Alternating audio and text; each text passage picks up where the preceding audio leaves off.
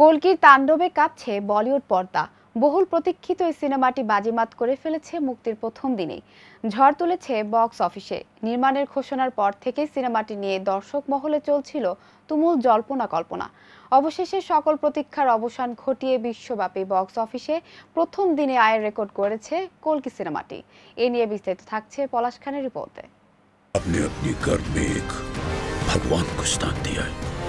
অবশেষে মুক্তি পেল তারকাখচিত বহুল প্রতীক্ষিত সিনেমা কল্কি 2898 এডি। নির্মাণের ঘোষণার পর থেকে সিনেমাটি নিয়ে দর্শক মহলে তুমুল জল্পনা কল্পনা চলছিল। দর্শকের আগ্রহের পারদ বাড়িয়ে দেয় এই সিনেমাটি ট্রেলার। প্রত্যাশা অনুযায়ী বিশ্বব্যাপী বক্স অফিসে প্রথম দিনই বাজিমাত করে কল্কি 2898 এডি। হিন্দুস্তান টাইমস অনুযায়ী সিনেমাটি প্রথম দিনে বিশ্বব্যাপী আয় করে 191.5 কোটি রুপির বেশি। সিনেমাটি হিন্দি ছাড়াও তেলেগু, তামিল, মালায়ালাম, কন্নড় ও ইংরেজি মোট 6টি ভাষায় মুক্তি পেয়েছে। বাণিজ্য বিশ্লেষক তারান আদার্স সামাজিক যোগাযোগ মাধ্যম এক্সে জানান, কল্কি সিনেমার হিন্দি ভার্সনটি ভারতের অভ্যন্তরে সংগ্রহ করেছে 27.5 কোটি রুপি।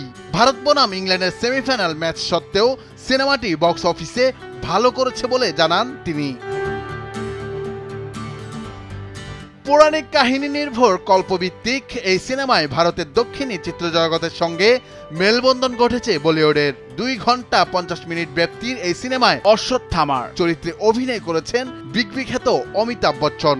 এই সিনেমার সুবাদেই দীর্ঘ 38 বছর পর অমিতাভের সঙ্গে স্ক্রিন শেয়ার করেছেন দক্ষিণী তারকা কমল হাসান। সিনেমায় প্রধান খল চরিত্রে সুপ্রিম ইয়াসকিনের ভূমিকায় দেখা গেছে তাকে। দীপিকা পাড়ুকোন অভিনয় করেছেন সুমতির চরিত্রে। ট্রেলারে প্রভাসকে দেখা যায় বৈরহবের চরিত্রে।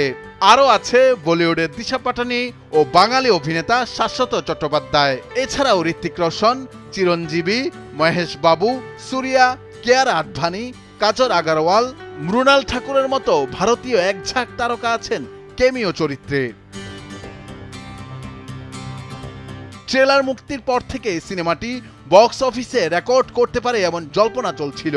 তবে প্রযোজক বলছেন তিনি রেকর্ডের জন্য সিনেমাটি বানাননি।